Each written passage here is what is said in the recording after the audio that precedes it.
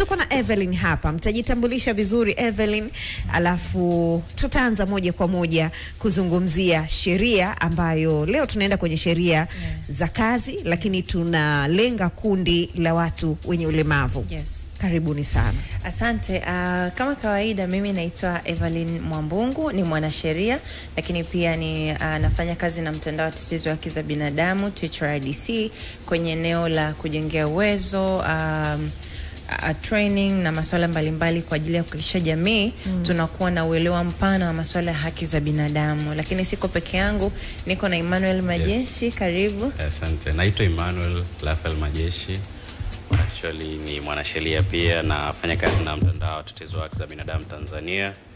Nikiratibu dawati la watetezi wa haki za watu wenye ulemavu. Kwa hiyo jukumu letu mahususi kabisa ni kuhakikisha kwamba haki zote za watetezi wa haki za watu wenye ulemavu tunazidetend vizuri na kuhakikisha kwamba zinazingatiwa kikamilifu. Asante. Sawa. Na leo tumesema tunakwenda moja kwa moja kwenye sheria za kazi, unyanyasaji makazini na uzingatiwaji wa watu wenye ulemavu makazini. Ni upi wajibu wa mwajiri inapokuja kwenye hili eneo? Okay, tukizungumzia masuala ya sheria za kazi, kwanza sheria zinazotuongoza katika eneo hili ni nyingi, lakini sheria mama ni sheria ya ajira na mahusiano kazini namba 6 mwaka 2004, ambapo sheria hii imeweza kuzungumzia wigo mpana wa namna gani mazingira ya kazi yanatakiwa kuwepo, standards za kazi au viwango vya mazingira na ufanyaji kazi katika maeneo ya kazi vinatakiwa kuweje, ikiwa imegusia masuala mbalimbali ya muda wa kazi, haki za mwajiri, haki za mwajiriwa, wajibu, majukumu ni yapi, vitu gani visifanywe na vitu gani vifanyike. Lakini tunapozungumzia standards za kazi, sheria hii imelenga kabisa kuhakikisha kabisa kwamba masuala ya kazi na ajira yanazingatia utu na heshima na usawa kwa mwajiriwa na mwajiri pia. Lakini sheria hii ya kazi imeweza pia ina lengo la kuhakikisha kwamba hakuna matumizi mabaya ya mamlaka kwa mwajiri. Yani mwajiri hatumii mamlaka yake vibaya katika kumdhalilisha, kumgandamiza mfanyakazi. The same applies kwa upande wa mwajiriwa. Lakini pia ina lengo ya kuhakikisha kwamba hakuna unyonyaji. Na ndio maana tuliona last time kuna viwango vya mishahara ambavyo pia vimewekwa. Lengo ni kuhakikisha kwamba mtu anapata stahiki kulingana na kile anachokifanya. Lakini ni kwa nini sasa leo tumeona ni muhimu sana kuweza kuzungumzia sheria za kazi tukiwalenga pia watu wenye ulemavu? Kama tunavyofahamu, tuna mwezi huu wa 12 tunaelekea katika maadhimisho ya siku ya watu wenye ulemavu duniani. Nadhani atafafanua vizuri Emmanuel. Na watu wenye ulemavu pia wameajiriwa katika maeneo tofauti tofauti. Lakini kumekuwa na changamoto nyingi ambazo zinaibuka especially kwenye eneo la kazi ukiwatizama watu wenye ulemavu. Na sababu kubwa ni kutokana na matukio haya kuongezeka, lakini sababu ya pili tumeona ni muhimu kutoa elimu hii kwa sababu watu wenye ulemavu ndio wanaoathirika zaidi, na makimbilio yao huenda wanaona wana option chache compared to huyo mtu ambaye hana ulemavu. Lakini jambo lingine ambalo tumeona ni muhimu sana kuhakikisha siku ya leo tunazungumzia sheria ya kazi kwa kutizama watu wenye ulemavu ni kutokana na kwamba ni swala la haki za binadamu. Watu wenye ulemavu wana haki za binadamu kama binadamu wengine ambao hawana ulemavu wanatakiwa kuzingatia. Sababu nyingine kubwa ni kwa sababu watu wengi hawafahamu haki zao, ama mtu mwenye ulemavu yuko kazini lakini anapitia changamoto na hajui wapi anatakiwa kwenda, vitu gani anaweza kavizingatia. Ndio maana tunaona ni bora tuweze kutoa elimu hii na yeye jirani yetu pale nyumbani ama anayenyanyasika pale kazini aweze kufahamu.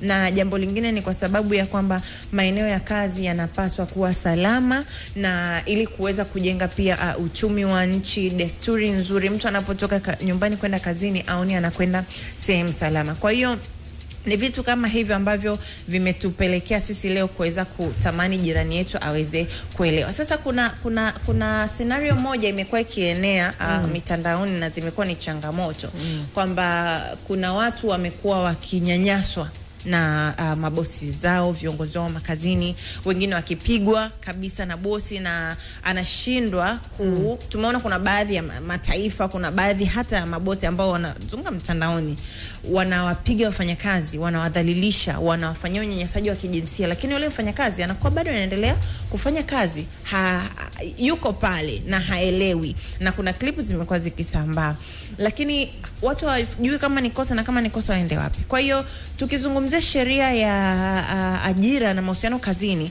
mtu akiweza kusoma kuanzia sheria ziko mitandao na uzuri kwa lugha ya Kiswahili, kuanzia kifungu cha au akiangalia specifically kwenye masuala ya unyanyasaji, kile kifungu cha 7(3)(a) kimezungumzia masuala mazima ya unyanyasaji uko vipi. Kuna aina nyingi za unyanyasaji, mfano kumpiga mfanyakazi, huo ni unyanyasaji na sheria inatambua kama ni kinyume cha sheria, kumtishia, kumtusi au kumkejeli, lakini kumlazimisha kufanya kazi na kumdhalilisha.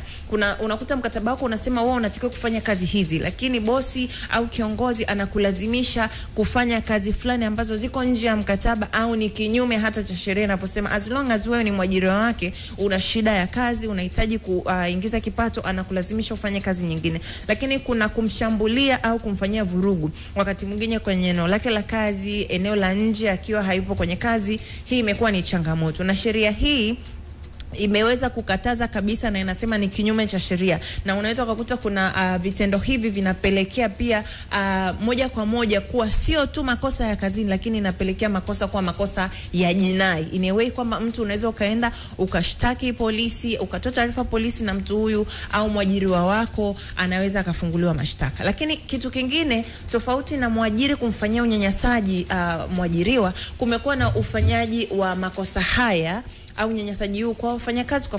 Unakuta mtu ana cheo au mtu yeye katangulia pale, au anaona yeye ana mabavu, ana manguvu, au yeye ni mwanaume anatumia nguvu zake hizo, mabavu yake kumnyanyasa mwanamke. Kwa hiyo apart from mfanyakazi na mwajiri, wafanyakazi wenyewe wamekuwa wakifanyiana ukorofi na changamoto makazini. Lakini sheria hii ya kazi imemtaka mwajiri aweze kuwa na namna bora ya kumaintain discipline makazini, na ndio maana tutakuja kwenye taasisi zozote, maeneo yote ya kazi, kunatakiwa kuwe kuna sera za ndani au kuwe kuna policies za ndani za kuhakikisha mazingira ufanyaji kazi yanakuwa salama.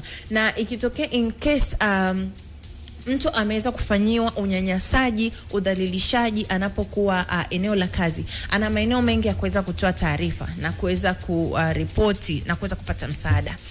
Eneo la kwanza anaweza akaenda CMA, Commission for Mediation and Arbitration, ambao tunaweza pia kama ni kama mahakama ya kazi, ndani ya siku 30. Nadhani watu wakirudi kwenye interview zetu za nyuma wanaweza wakaangalia zaidi namna gani wanatakiwa kupeleka shauri la kazi. Lakini pia anaweza kaenda polisi kama kitendo hicho kimemwathiri, labda amepigwa, amefanya nini, hiyo moja kwa moja ni jinai, au kashambuliwa, kaletewa vurugu, moja kwa moja ni jinai. Anaweza kaenda polisi akatoa taarifa. Lakini anaweza kaenda kupata legal aid. Kuna taasisi ambazo zinatoa misaada ya kisheria. Anaweza kaenda kwa watetezi wa haki za binadamu akapata msaada, akapata mwanasheria, lakini akapata mtu akaweza kumsimamia kesi zake kwa namna moja au nyingine. Kwa hiyo nadhani kipengele hichi kimekuwa ni muhimu sana, na tutakwenda sasa kuangalia kiundani namna gani tunakwenda kuwagusa watu wenye ulemavu. Je, katika maeneo ya kazi, katika 10%, 100% ya wafanyakazi, inatakiwa kwa asilimia ngapi waajiriwe watu wenye ulemavu na kadhalika?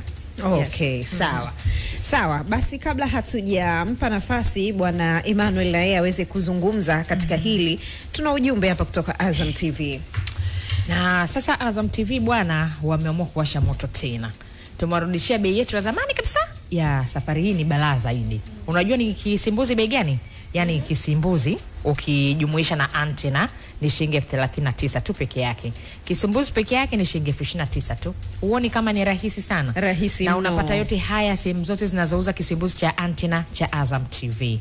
Mwamba wa hali ya hewa anarudi kwa nguvu zaidi. Ligi zote kubwa, tamthilia kali, filamu za kibabe, vyote kwa ukubwa na ubora wa hali ya juu zaidi.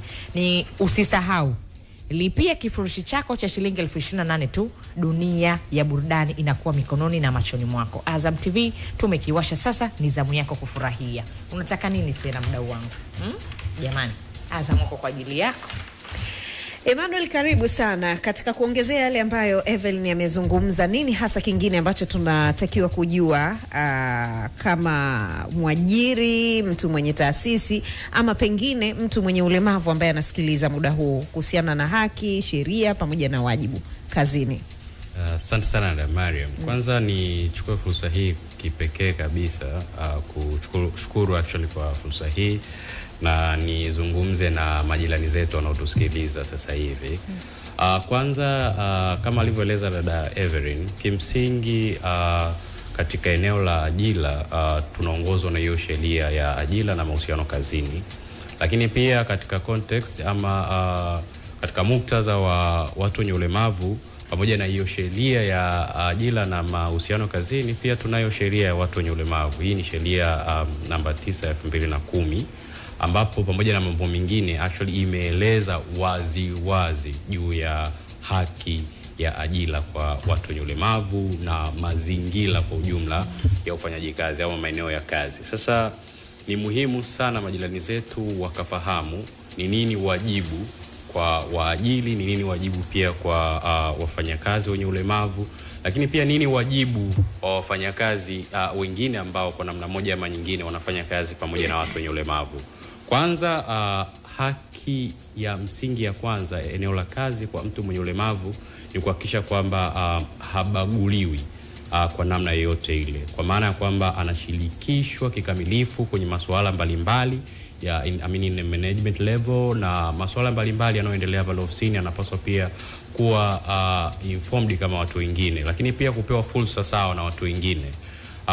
Kwamba chochote kinachoendelea pale ofisini so long kinahusisha wafanyakazi wote, basi ni haki yake pia naye kushirikishwa na kupewa fursa ya kukifanya kama pengine ana uwezo wa kukifanya.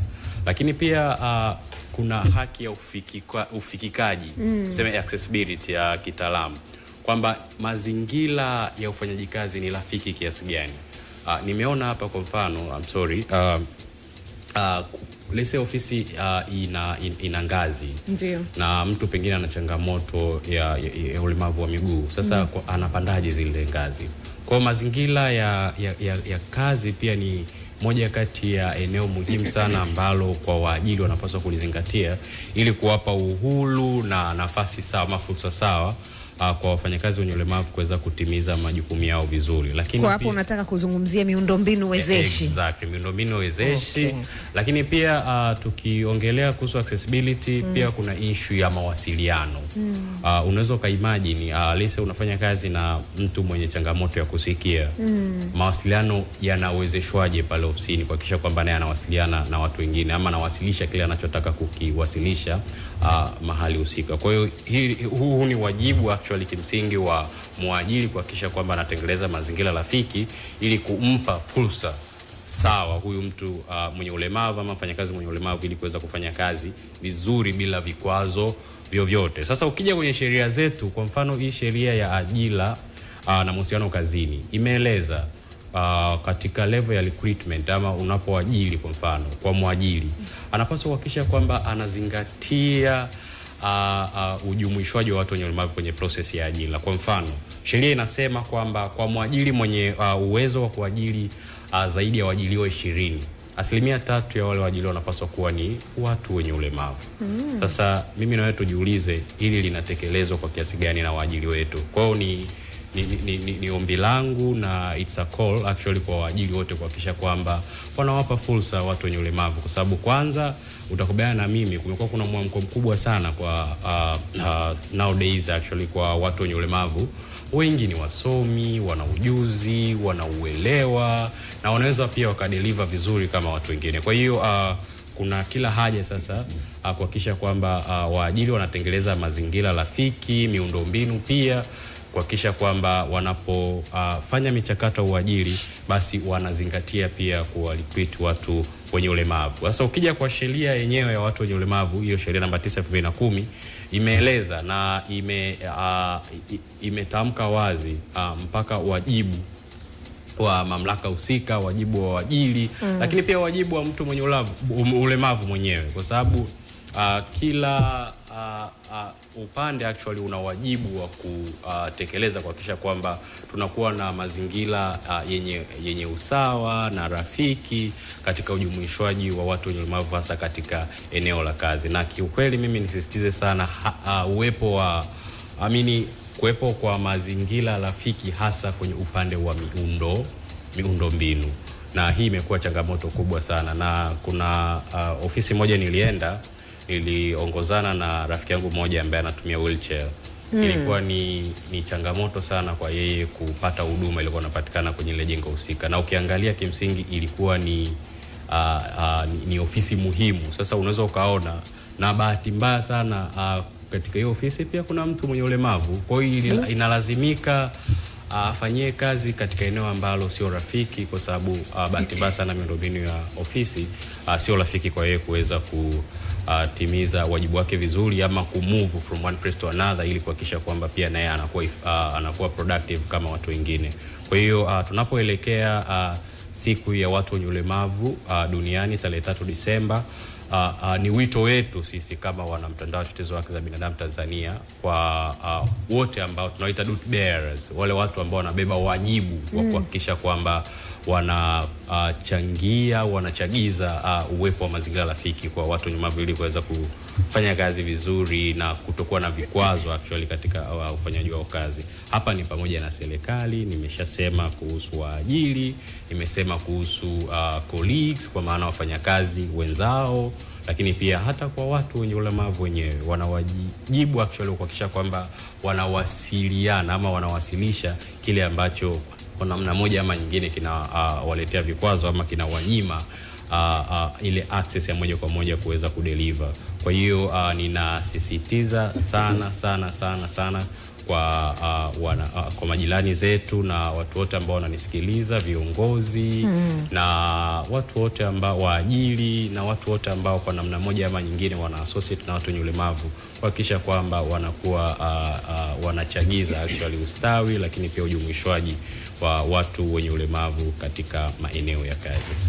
Emmanuel amezungumzia kwenye namna ambavyo sheria inawataka waajiri, kama mtu ana uwezo wa kuajiri watu 20 kwenye kampuni ama taasisi yake, basi 3% ya watu ambao wanaajiri wanatakiwa kuwa watu wenye ulemavu. Yes. Na umesema unatoa wito. Mbali na wito, kwa sababu hivyo vitu vimekuwa havifanyiki. Na makampuni mengi hakuna na hatuoni. Yani kama viko ni kwa uchache sana. No. Yeah. Sasa mbali na kutoa tu wito, nini hasa kinatakiwa kifanyike ili kuwalazimisha hawa waajiri kufuata sheria na taratibu kama vile ambavyo zinataka wafanye? Okay, kwanza kabisa natamani watu wote waajiri, waajiriwa pamoja na majirani zetu waweze kufahamu vitu vifuatavyo. Cha kwanza, sheria ya watu wenye ulemavu imeweza kutoa makatazo ambayo wewe kama mtu mwenye ulemavu unaweza ukaamua kuyasimamia unapokuwa kazini. Lakini pia kama mwajiri unatakiwa kuyazingatia unapokuwa umemwajiri mtu mwenye ulemavu. Cha kwanza kabisa, sheria ukiangalia kifungu namba 16 imekataza kuwazuia watu wenye ulemavu kupata ajira.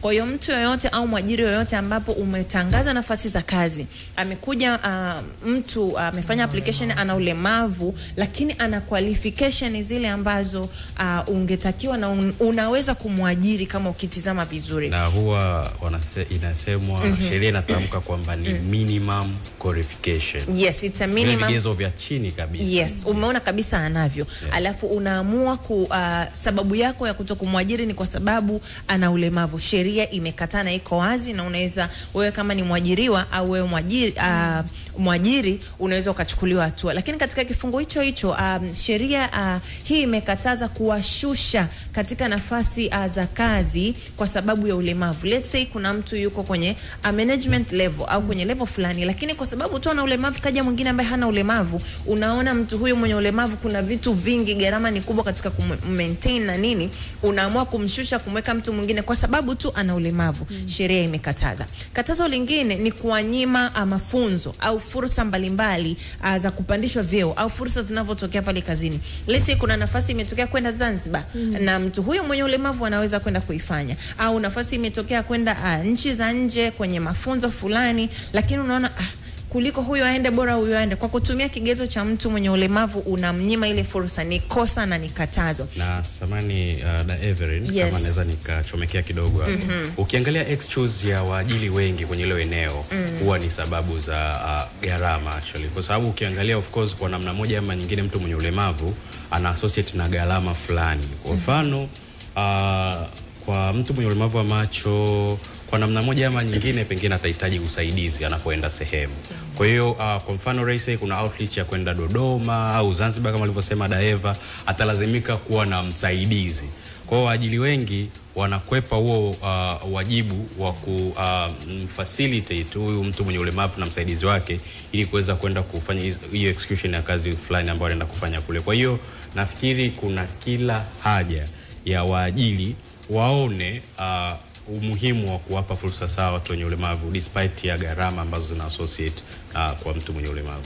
Okay, na tukielekea sasa kwenye wito, ni vitu gani tunatamani viweze kufanyika? Lakini hivi tunavyotamani viweze kufanyika sio tu sisi kama sisi watetezi wa haki za binadamu, watetezi wa haki za watu wenye ulemavu, lakini pia wito huu sheria nayo imetamani haya yafanyike. Cha kwanza kabisa, waajiri inabidi waweze kuzingatia na kuheshimu sheria za ajira na kuweka mifumo ya kulinda wafanyakazi kiujumla, na kuzingatia pia sheria ya watu wenye ulemavu. Waweze kutoa reasonable accommodation. Unapomwajiri mtu mwenye ulemavu, mwajiri mweke mazingira salama kulingana na mahitaji yake. Lakini kitu kingine kabisa, tunatamani wafanyakazi waweze wajitambue na wasikubali kudhalilishwa, wasikubali kunyanyasika, wasikubali kukosewa heshima na utu wao, kwa sababu sheria imekataza na ni makosa ya kisheria ambapo mtu unaweza ukaenda mahakamani, unaweza kwenda mahakama ya kazi, unaenda kushtaki polisi, unaweza ukashtaki wizara ya kazi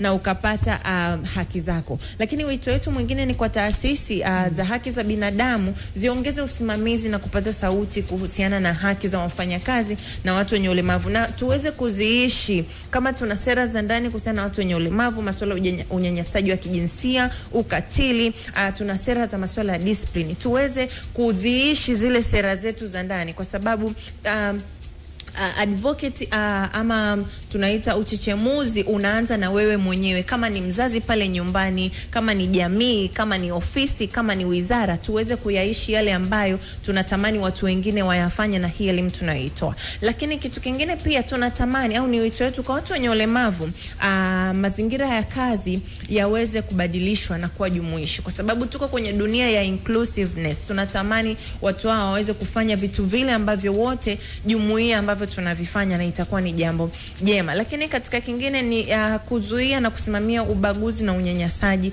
kazini. Sisi wenyewe tuwe mawakili. Unapoona mwenzako kafanywa hivyo, either ni mfanyakazi mwenzako kwa kawaida, ni mtu mwenye ulemavu, tusikubali kabisa awafanyiwe vitu hivi. Lakini kwa ujumla tuwe na heshima na utu katika masuala ya kazi. Endelea kutoa wito kwa waajiri, watu wenye wanahusika na hili kwa namna moja ama nyingine, kwa sababu leo tumeangalia sheria ya kazi, lakini tumegusa kundi la watu wenye ulemavu. Tuko na Emmanuel pamoja na Evelyn Mwambungu kutoka mtandao wa watetezi wa haki za binadamu, na tumejifunza mengi sana jamvini, na sasa tunakwenda kukamilisha kwa wito ambao ulikuwa unaendelea kuutoa. Mimi ningetamani niweze kumalizia kwa kusema kwamba hakuna uchumi, hakuna biashara, hakuna maendeleo ambayo yanaweza kusimama katika misingi ya unyanyasaji, misingi ya ukatili, misingi ya ubaguzi au kubaguliwa kwa mtu yoyote ile kulingana na jinsia yake, rangi yake, au kulingana na level au ana ulemavu au hana. Hatuwezi kupata maendeleo. Na kama tunavyojua kabisa uchumi wetu unategemea kuwa jumuishi ama unategemeana na masuala ya ujumuishi. Hivyo ni rai yangu kwa kila mtu ambaye yeye ni mwajiri kusimama kuwa balozi wa usimamizi wa haki za kibinadamu kwenye eneo lake la kazi. Lakini apart from that, natamani sisi kama wewe unajijua ni mwajiriwa ama unafanya kazi sehemu fulani, wewe uwe balozi wa haki za kazi kwenye eneo lile. Unapoona changamoto imekutokea wewe au imemtokea mwingine, simama kuwa balozi na wakili wa haki kwa mwenzako. Lakini pia serikali na mashirika ya masuala ya haki za binadamu na masuala ya utetezi, tuzidi kupaza sauti, tuzidi kutoa elimu, tuzidi kuwahusisha watu wenye ulemavu katika kutoa elimu hii ya watu wenye ulemavu, kwa sababu kuna namna ambavyo wao wakizungumza wanaweza wakaeleweka zaidi, kwa sababu ndio wanaopitia na wako kwenye hiyo changamoto ama hiyo hali. Kwa hiyo mtu mwenye ulemavu ana haki sawa na mtu asiyekuwa na ulemavu.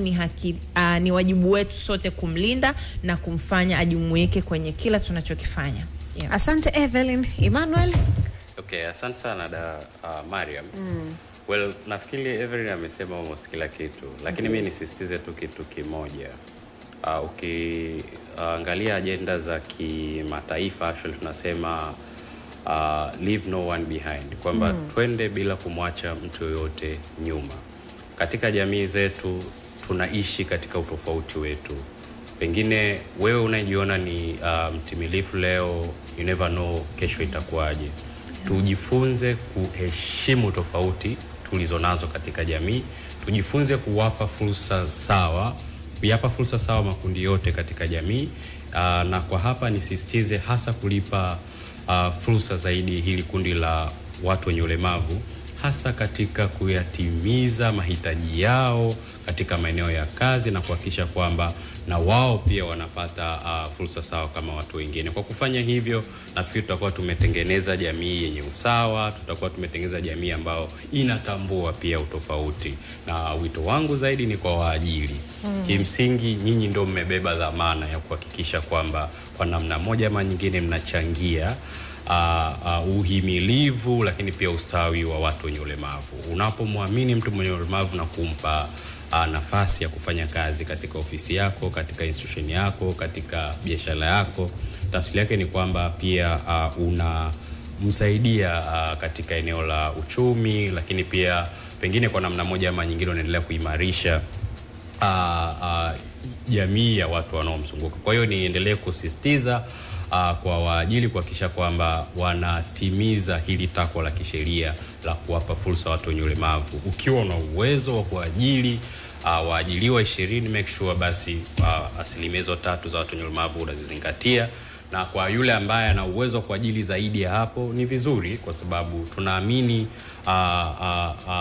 watu wenye ulemavu wana uwezo na wanaweza kufanya vizuri pengine hata zaidi ya matarajio yako. Mwisho niseme kuna mwanafalsafa mmoja aliyewahi kusema the best way to find yourself is to lose yourself for the service of others. Nitatafsiri kwamba namna pekee nzuri ya kujitafuta mwenyewe ni kujitoa mwenyewe kwa ajili ya watu wengine. You never know, kwa kujitoa kwa ajili ya kutimiza haki za watu wenye ulemavu hasa katika eneo la ajira na maeneo mengine, kwa namna moja ama nyingine utapata ile thamani halisi ya kuishi kwako, kwa sababu utakuwa unapumua pumzi yenye maana, kwa sababu kwa namna moja ama nyingine kwa pumzi yako kuna watu wengine pia wanaweza kuishi ama wanaweza kurahisisha maisha yao kwa namna moja ama nyingine. Nashukuru sana. Umeelewa? Emmanuel kasemaje pale alivyosema kizungu? Sasa mambo gani? Mbona unatia huruma? Na hatujamzoea kwenye huu unyonge. Unyonge sana. Unyonge hanaga huu. Kwa nataka kusemaje? Tulitaka ile sauti ulikuwa unamhoji Pilipili kwenye hili. Ni jirani. Asante Evelyn. Hii ni jirani. Tusitafute maneno na ubaya kabisa hapa. Sawa. Majirani tumeshazoea kuongea Kiswahili. Fasaha. Sasa mbona umekuwa mkali? Ndio maana nimetafsiri. Sasa naona wameamua kuniattack watu wawili, mwanasheria na majirani wengi siku hizi unajua wanaolewa na wazungu. Wameelewa tena na wenye mwili kama wa kwake. Mimi nitashinda kuolewa na mzungu. Hapana, ndio maana tunasema inabidi tujichechemuze. Tuanze kujinoa. Kwa sheria siwezi nikaongea mengi. Kuna kitu lazima utanibana. Ila huyu niko naye hapa mpaka saa 8. Simuachi.